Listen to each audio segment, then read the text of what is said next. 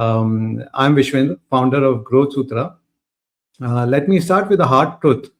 AI is being created faster than it is adopted, deployed, and monetized. You'd all agree. And that is the paradox of 2026. Models are improving, capital is flowing.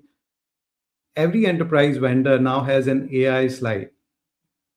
And yet, inside large organizations, pilots stall, expansion is inconsistent, production rollouts move slowly.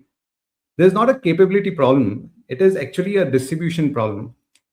And if you look at enterprise software, historically is scaled through predictable routes like direct sales, system integrators, value-added resellers, marketplaces, consulting partners. Those channels work for licenses and subscriptions because traditional software could be installed. AI cannot simply be installed. AI is models plus data, integration plus governance, customization plus compliance, and ongoing tuning inside real workflows. That makes it solution delivery, not product resale. And that breaks traditional channel physics. So we have a mismatch, exploding AI supply, but fragmented, immature, misaligned routes to market. Moreover, buyers are no longer asking, what can the model do? They're actually asking, how does this tool survive our enterprise ecosystem? When we look at security reviews, data residency, procurement, integration backlog, change management, commercial sustainability, AI must survive all of it. So today we'll unpack this through two lenses, the invisible AI gatekeepers and the distribution death valley. Because in 2026, intelligence is abundant, distribution approaches are still scarce, and whoever solves distribution captures the value. So I'm joined by two leaders who are actually living this reality daily. I have Nick Caruso, co-founder at KnowledgeNet.ai, and he's based in US. I have Dean. Dean is the founder of Sales Growth Imagination, and he's going to bring the commercial and sales aspect to this conversation that we have. If I have to start, I'll probably begin with a very provocative question to both the gentlemen. What is the most overhyped distribution channel for enterprise AI right now? Is it marketplaces, product-led growth, outbound at scale? There's a lot of noise, even hyperscaler co-sell programs. And do these actually unlock durable enterprise revenue, or do they collapse under enterprise complexity? So maybe let's start, Nick, maybe let's start with you. And you could also talk about yourself, about your company, and then we'll move to Dean. Sure. Thank you, Vish. So my name is Nick Caruso. I'm based out of Washington, D.C. I've been in the AI space for over 20 years. Washington, D.C. is the capital of the United States. The U.S. federal government is headquartered here. And the biggest adopters of AI have been the U.S. federal government for over 50 plus years. And they've been leading the forefront for it. So what's been really exciting is in the last few years, AI has been commoditized, meaning that small businesses now can use AI. Before, it was only very large companies or Fortune 100 companies or federal governments, et cetera. So, but now with AI, especially when ChatGPT came out, it really dropped the price of it. What was really exciting, the pivot in the last couple of years is business process improvement has been around for 50 years, plus. And using technology to leverage and improve business processes. The hurdle is getting management to open their eyes and ask the question, do I have a broken process? When AI has come out, now every CEO out there, every owner of a company is saying, oh, I should probably use AI. I don't know how to do it. And let me rethink my business model. So it's an explosion of opportunities now because the demand is out there now. There's the realization that your processes can be improved. What's interesting is I've been brought in on several deals where at the end of the day, they didn't need AI. They they had a business process that could just be solved with something pretty simple technology. So you don't need to overcomplicate it using an LLM or a neural network or something like that. But it's an explosion of growth. But Vish, to answer your question, what's the most overhyped marketplace right now is, and I think it's always been, is that you've had these marketplaces like the Salesforce marketplace or the Microsoft marketplace and so forth, and everyone gets excited when they get accepted into those marketplaces and they can put their shingle on there. But the reality is I've never really experienced it as a big lead generation tool. I've experienced it more as verification. So when you're talking with a client and you can say, yes, I'm on the Salesforce marketplace or whatever, it does provide some level of verification and validation, but it's not a lead generation tool. So I'll end it from that perspective. Okay, so thank you, Nick, for sharing your insights, and I understand. So when you're looking at marketplaces, it's not lead generation, but more for the visibility or credibility that you're a partner to these platform companies or cloud hyperscalers, and then you could be very well integrated with the enterprises. Yeah. Thank you. But that's something which you see as overhyped, or do you see that that the adoption as still that as the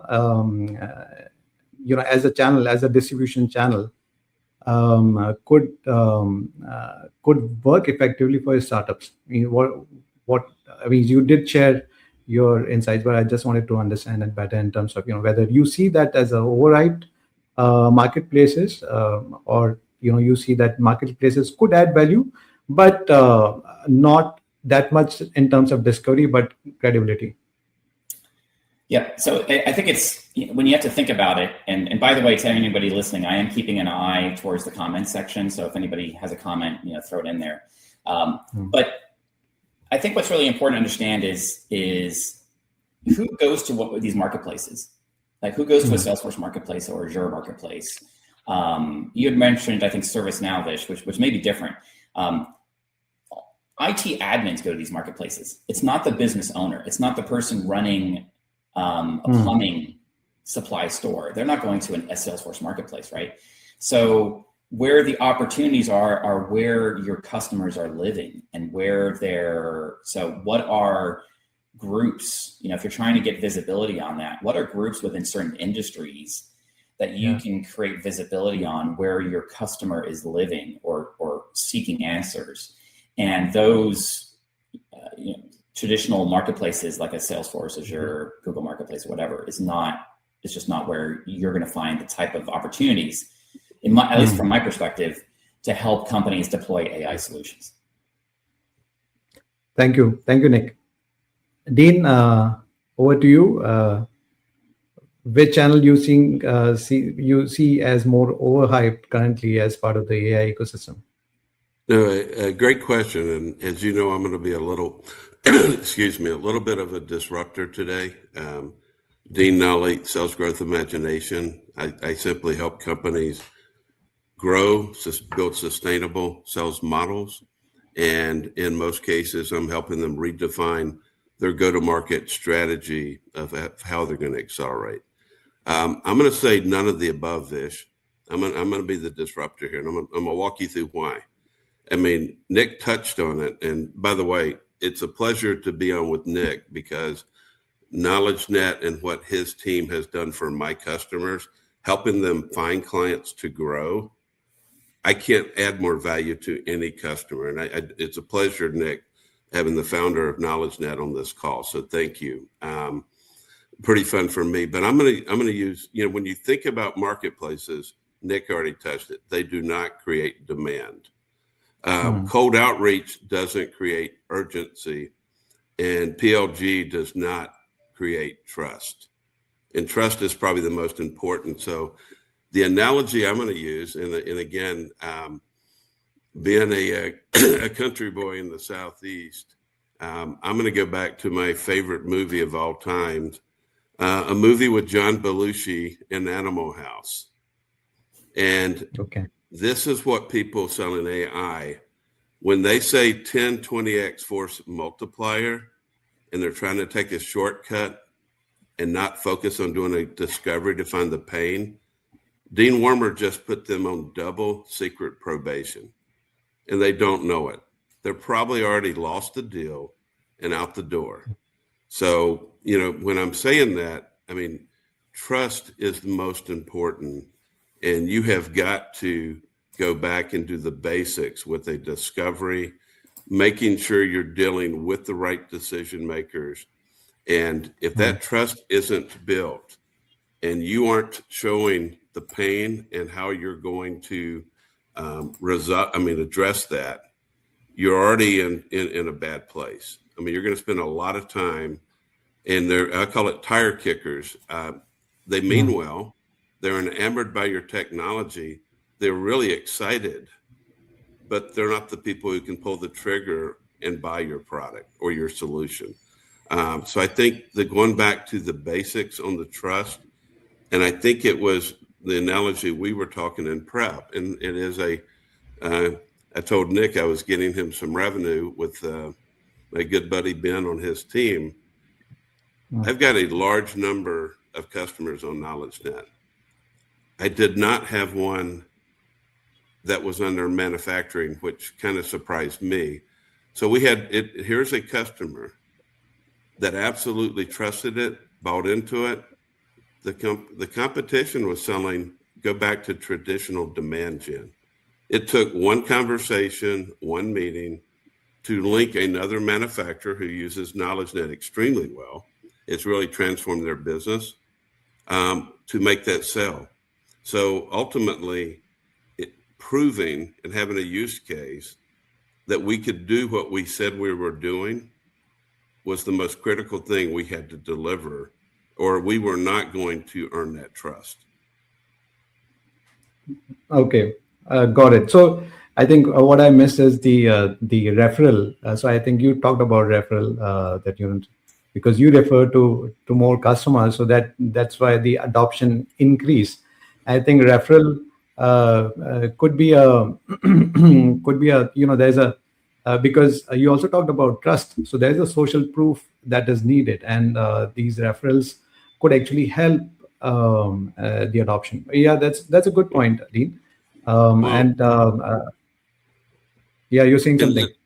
No, I was in a conversation yesterday, and you talk about AWS Marketplace. I mean, a good platform, but it was in the form of a joke. It was saying that if you were suddenly about to close a $250 deal, the marketplace, everyone thought they had the deal, and when it came down to it, the CFO is sitting back going, "What does this thing do again?"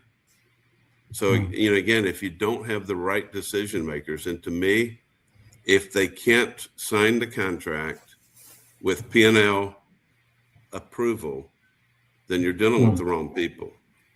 We're going to deal with a lot of influencers, but it's critical that you have that well-defined up front, because, as we're going to talk as we go, there were way too many disruptions with AI in 2025 where people bet the farm and they came up extremely short. But again, when you start trying to look at AI as a silver bullet or waving a magic wand, I think it's like anything else in sales in general. You're going to wind up not delighting your customer. I agree.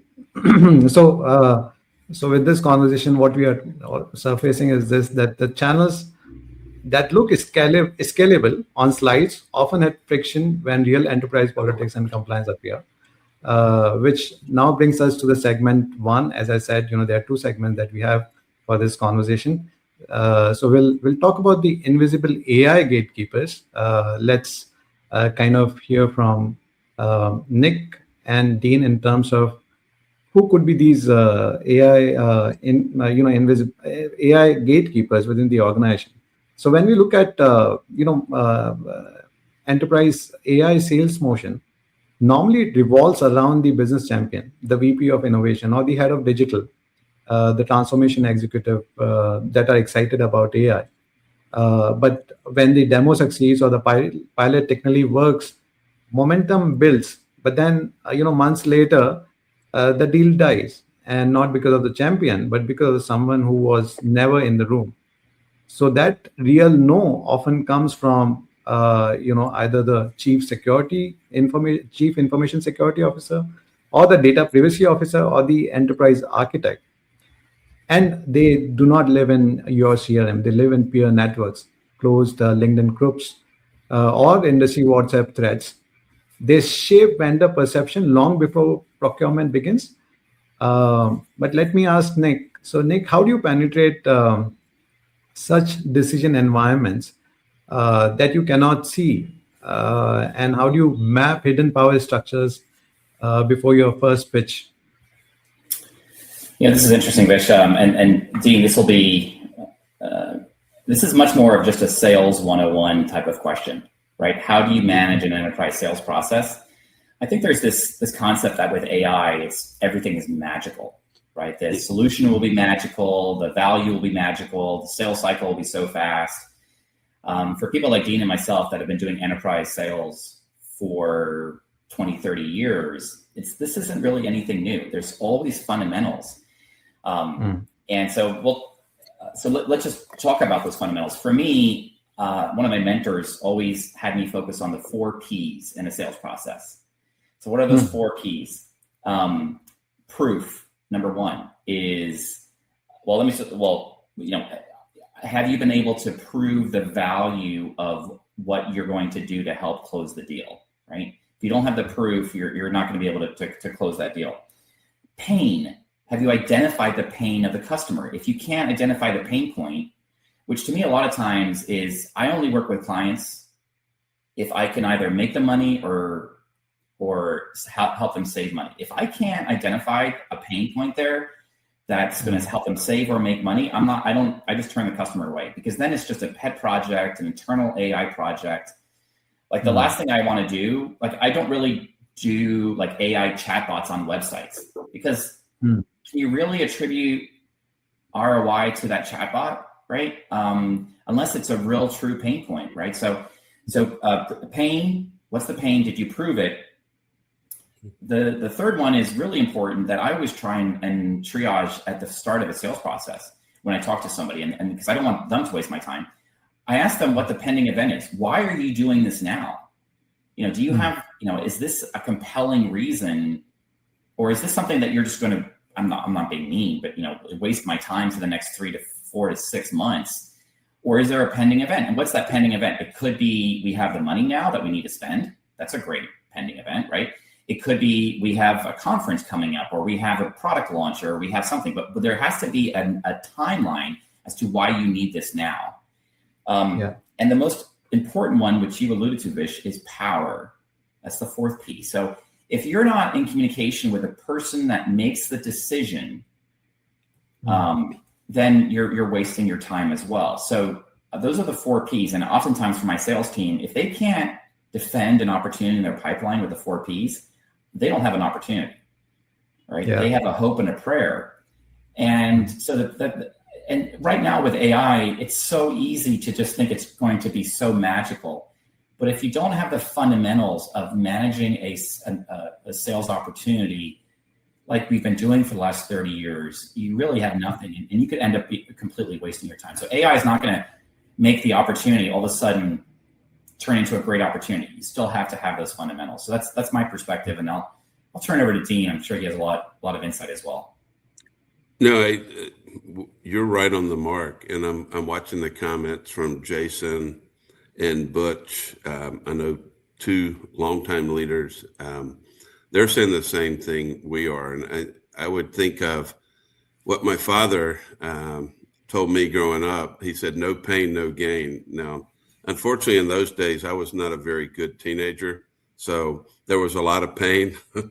So eventually I made the gain, right? But I think that no pain, no gain is the critical part. And if you think back to the one call that we did, Vish, my good friend Deepak, we were talking about some of the McKinsey and some of the state of sales facts from last year.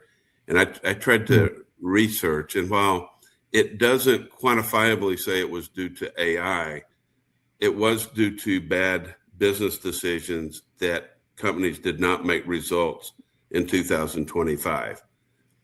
Did you know that 1 out of every 9 CEOs was fired in corporate America in 2025 in the US? Pretty staggering stat. The one that's more frightening, and this is why the trust is so critical, they're saying that CEOs are concerned that bad business decisions and around, in 2026, around AI or other critical business initiatives could cost them or one of their leaders their jobs. And I think the key is you have to be building the content and using AI to enable it. But it goes backwards to simple trust. People in the world I'm in, they expect me to sell them. I'm a sales guy. Even when I'm having a conversation, they think Dean's being tricky or crafty. I'm subliminal or negative selling them. And I'm just trying to have a conversation. But when you're around sales, even when you're not selling, it sounds salesy. And it's kind of hard to get away from that. So I think if you think about the analogy we said earlier, with me trying to convince a client that they needed to trust me, it still took them to talk to a customer who's using KnowledgeNet. And very quickly, that was all I needed because they wanted to have more substantial trust, even though it's an account of mine that, I love the owner, great owner, great friend. At the end of the day, I still needed to validate so that he could make the best decision for his company. I think that, one of the parts in these innovation centers, or as people are evaluating, I think that based on some of these stats, people get gun shy to make some of the tough decisions. So you're having some people, I think everyone's trying to pass the buck, and I mean that from an accountability. So people see the technology, they get enamored, they get very excited about it. But then people that would have easily made a decision in the past, they may want to have it to be a committee decision. They may want to pass the buck to someone else. I also believe that it's not a derivative of AI necessarily. I think it's a derivative of so many companies going backwards in 2025. When people try to use it as a force multiplier to make up and to make plans, to get back on track revenue or to make up a gap, I think that gets pretty dangerous because when people are doing that, they're making commitments to their leadership. The leadership's making commitment to boards. And I think that people are very gun shy because what they're trying to do is find ways to grow their business. So I know in the world I'm in, I'm dealing with 4 different clients right now that I've become a business. So, Dean, if I may ask you, so when you're working with such complex ecosystems, what are those signals that can indicate true financial urgency, or where you could identify, okay, these are the people who hold the power? I mean, what are those signals that can actually give you an indication? Okay, these are people who might be the gatekeepers. They are they might not be in the front, but they might be in the back. They might be influencing the power within the organization. And what are those signals that you would read when you are interacting with these kind of clients? Well, I think most customers that I know I'm touching, we just did 2 workshops in Atlanta last week. We did them in person, and there were 82 people registered. The common thread was, how do I make the right investments in 2026? I cannot afford to have another 2025. And the common feedback was, I didn't make those right investments in 25. I was kind of sitting on the sideline. A lot of people lost people in 2025. And on the sales world, if you're losing a very loyal, very experienced, long-term tenured baby boomer or aged millennial, that loss of that person is a substantial part of the business. And people are struggling to find people, get them onboarded, and then get them to where they're actually producing. They may have the best hire, but it takes time to onboard and train. But the number one common thread, I know this is music to Nick's ears, people are going, I can't run my business on just selling to my customers. I must find new customers. Well, guess what? Your competitors aren't going away. They're not going to go to sleep. They're not going to lay down and give you the business. So you've got to build your model to go and win and beat your competitors at their best in their best clients. So that is what I think people are coming to realization is I've got to really do some things different and transform, because you've got, you to win those new logos, you've got to do some things different. And that involves a lot of different decisions, Nick. I mean, on the onboarding, you're getting into HR leaders that may not have had as active of a role, but critically important. The fact of sales and marketing not being collaborative and having a good 1-2 go-to-market punch, CEOs aren't going to tolerate that going forward. They can't. So I think you're having a number of people, and I'm going to say the most important part, I'm seeing more committee decisions than I've seen in the past. And unfortunately for AI or any large investment, there's going to be that more people on the committee. And it's difficult to get an entire group to say yes and put their name on a purchase order and a check. Yeah, there's been a question from Shilpa, and it is all stuck for us, or is it for everyone? Shilpa, could you share more context? If you got because I'm just trying to understand, which part there, because there's, normally there's a delay when we are having a conversation. By the time it gets a stream on LinkedIn. But Shilpa, if you could share more context, then I can, reframe this question again to the panel. But let's also dwell some bit. Let me just jump in just for 1 second. There was a question that came in, and or a response to one of the statements I said regarding chatbots, and a person said chatbots on the right page deliver significant ROI, which I agree. For the right audience and promotion, they excel. Okay. I think what's really important for the audience here that's looking at deploying AI to their customers or from a consulting perspective.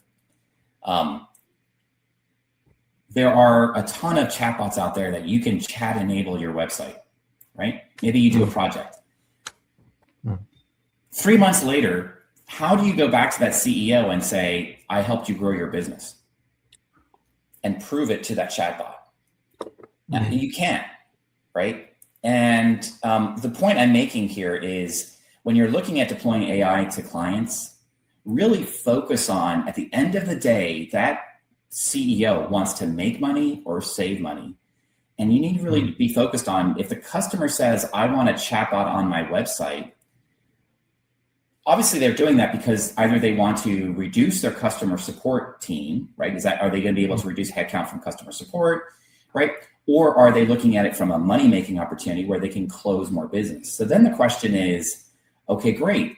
Are you logging that information? Are you enabling an opportunity or a deal to be created in your CRM or your ERP system so that you can come back to them 3 months later and you can track and state, yes, you've created an extra $1 million in your pipeline from the chatbot. So the chatbot is a sales agent. They're not a chatbot. They could be a sales agent. And so it's just, what I'm saying is reframing it. At the end of the day, anybody that's trying to deploy AI, you're not deploying AI. You're a consultant helping that business grow or helping that business be more efficient. Your job is not to, AI is just a tool to enable that. I think it's interesting when companies are framing themselves as AI agencies. Right. And I get that. That's what's gaining attention right now. You're not an AI agency. You're a business process improvement agency. You're a consultant to make the money or save the money. So if you lose focus on that, and that's why so many of these AI projects fail, because it's a gimmick or they try and do AI, but at the end of the day, it gets killed because of change management, because it doesn't drive revenue or save money. So never lose focus on that. And that's my biggest takeaway that I've learned. And believe I've been involved in some projects over the last year where we failed at that. We ended up deploying AI to something. Did it work? Yes. Did the customer at the end of the day say, oh, wow, I've made $1 million because of this? No. And I just want people to, I think that's a mistake that we've made in the last year on some accounts. And that's something that I think is a huge takeaway. Yeah, that's a good point, Nick. And in fact, as you said, we should, especially the AI startups, should see themselves as more like a process management or process accelerators, rather than just as a service provider. And this is very critical, when you're bringing AI in the ecosystem of your client. And sometimes, we get lost when we are so much when we are looking at AI, and sometimes we get disconnected from the external world in terms of the evolution that is happening from the AI perspective, while we keep our understanding of AI from what we are delivering, but at the same time, client might go through evolution at their end itself when they are, adopting certain AI tools. So you have to also evolve together with the customer, and you can only do when you understand their processes, you understand the evolution which is happening with their processes. Yeah, that's a good point. In fact, we got a couple of good comments. We also got a comment from Jason. He did mention approach needs determination present to the need. I think when you were talking about 4 Ps, he shared his comment here. We have a question from him, which is, if it is important, it must be measurable. 100% Nick. No, it's again a comment. I thought it was a question. But we have got a couple of comments from Jason and also from Robert. He's also shared a few points here. We also got a comment from Suresh, and he also, shared a positive insight here.